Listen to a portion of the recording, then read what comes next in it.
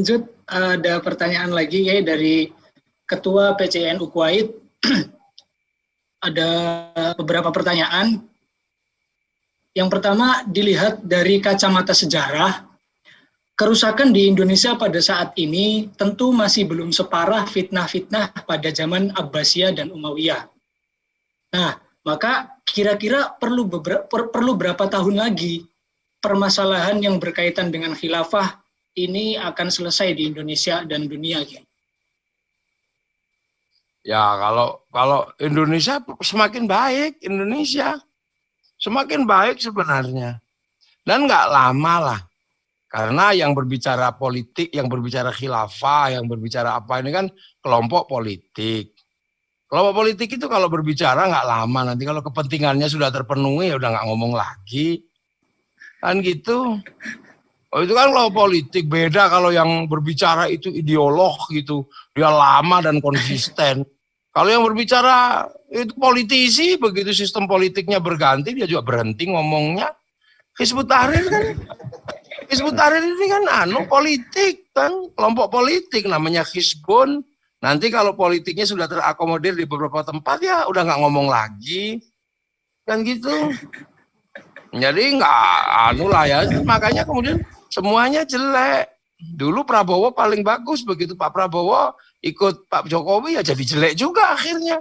Ya biasalah begitu. Itu kan letupannya kan letupan politik.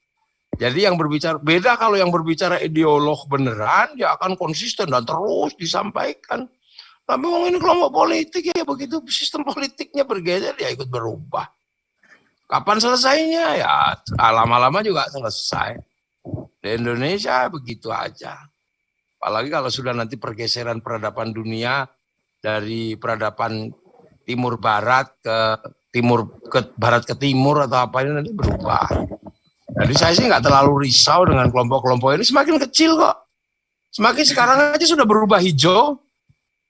Benderanya di sini sudah berubah hijau. Udah meneriakkan Pancasila harga mati sudah.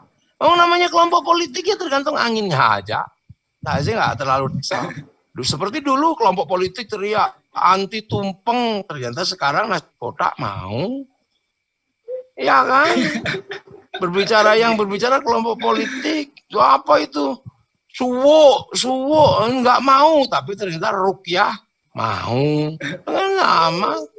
Alat musik nggak mau, tapi pakai mulut mau tuh, nah ya.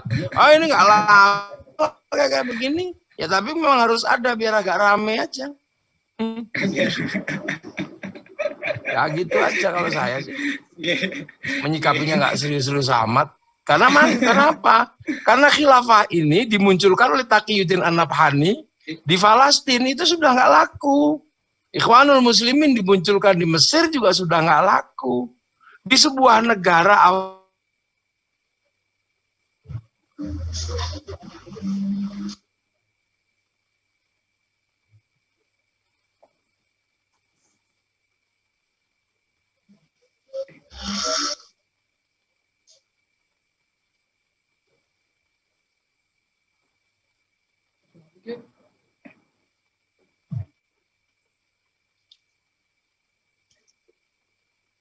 negara yang mayoritas Islam, itu aja sudah susah mereka mempertahankan.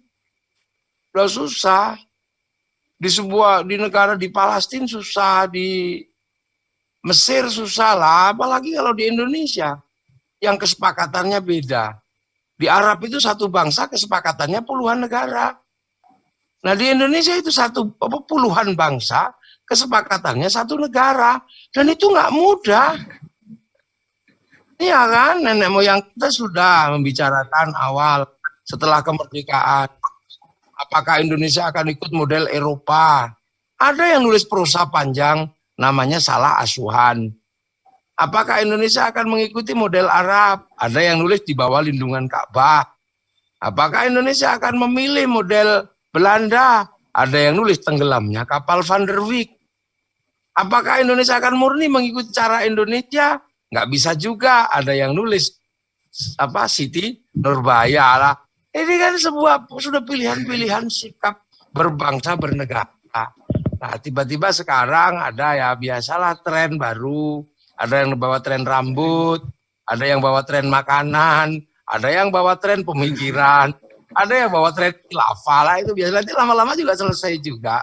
Bangsa ini pernah dibawa ke kanan oleh DITI dan Masyumi, gagal, pernah dibawa ke kiri oleh PKI juga gagal. Memang bangsa ini di tengah-tengah dari dulu.